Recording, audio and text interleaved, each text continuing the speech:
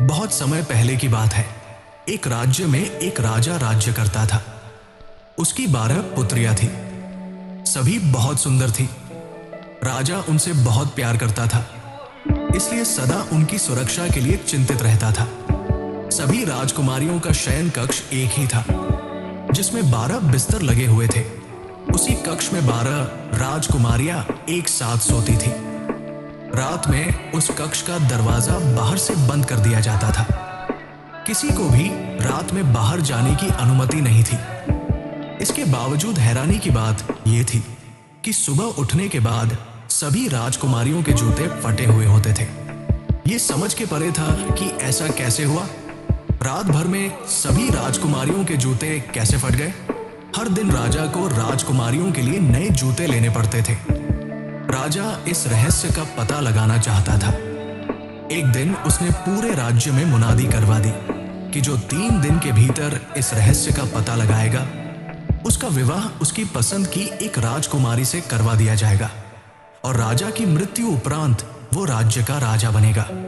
किंतु जो इस रहस्य का पता नहीं लगा पाएगा, उसका सिर धड़ से अलग कर दिया जाएगा। मुनादी सुनने के बाद पड़ोसी राज्य का एक सुंदर राजकुमार इस रहस्य का पता लगाने आया। राजा ने उसकी खूब आवभगत की और शाम होने के बाद उसे राजकुमारियों के कक्ष से सटे एक कक्ष में ठहरा दिया गया। उस कक्ष का द्वार खुला रखकर वो राजकुमारियों पर नजर रख सकता था। किंतु रात में राजकुमार को नींद आ गई और वो गहरी नींद में सो गया। सुबह होने पर सभी राजकुमारियों के जूते फटे हुए थे। अगली दोनों रातों को भी ऐसा ही हुआ। 3 रातों में राजकुमार इस रहस्य का पता नहीं लगा पाया और उसे राजा के हाथों मौत के घाट उतार दिया। इसके बाद कई राज्यों के राजकुमारों और सेनापतियों ने इस रहस्य का पता लगाने का प्रयास किया, किंतु सभी असफल रहे और सबको अपनी जान से हाथ धोना पड़ा।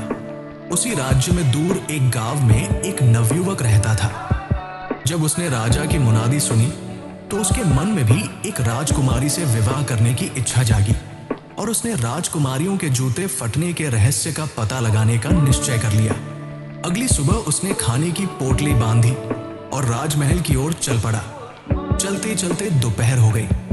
वो थक गया था और उसे बड़ी जोरों की भूख लगाई थी। एक घना पेड़ देख वो उसकी की छांव बैठकर सुस्ताने लगा। कुछ देर बाद उसने अपनी खाने की पोटली निकाल ली। वो अपनी पोटली खोल ही रहा था कि एक गरीब बुढ़िया वहां आ गई। वो बहुत दिनों से भूखी थी। उसने युवक से खाना मांगा। गरीब बुढ़िया को देख युवक ने अपनी खाने की पोटली बुढ़िया को दे दी। बुढ़िया बहुत प्रसन्न हुई और युवक को बहुत आशीर्वाद दिया। फिर उससे पूछा कि वो कहाँ जा रहा है। युवक ने पूरी बात उसे बता दी।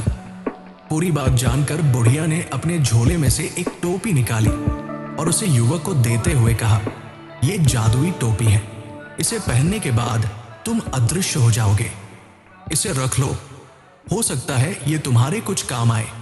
और हाँ, मेरी एक बात याद रखना, यदि 12 राजकुमारियों में से कोई भी तुम्हें खाने या पीने को कुछ दे तो उसे मत खाना या मत पीना।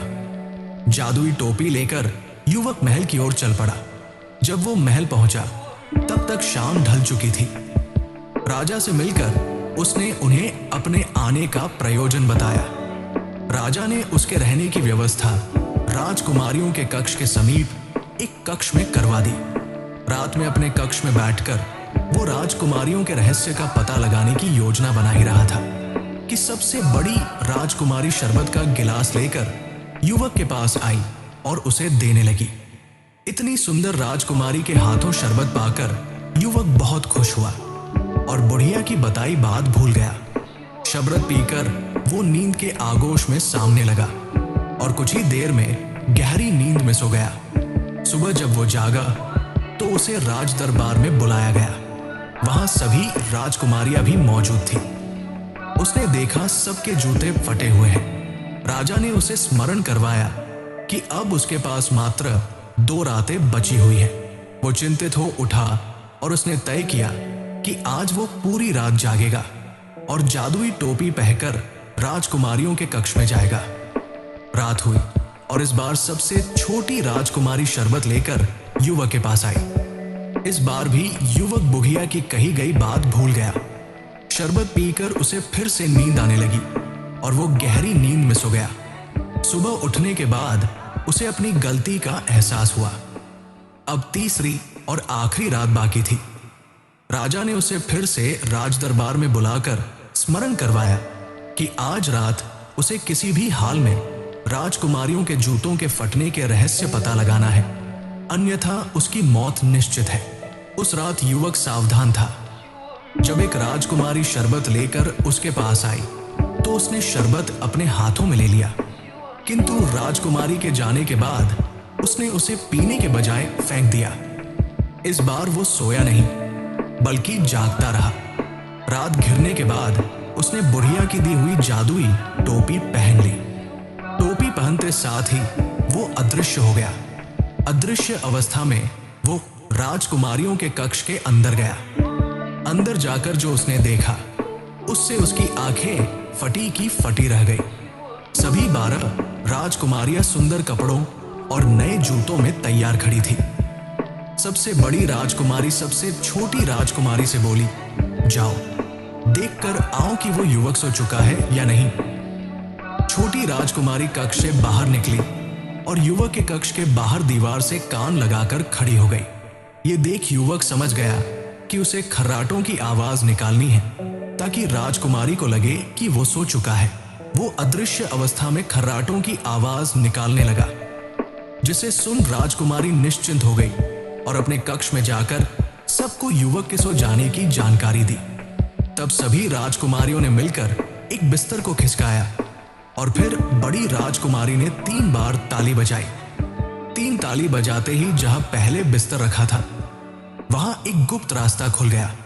एक एक करके सभी राजकुमारियां वहां से बाहर जाने लगी। आश्चर्यचकित युवक भी उनके पीछे पीछे जाने लगा।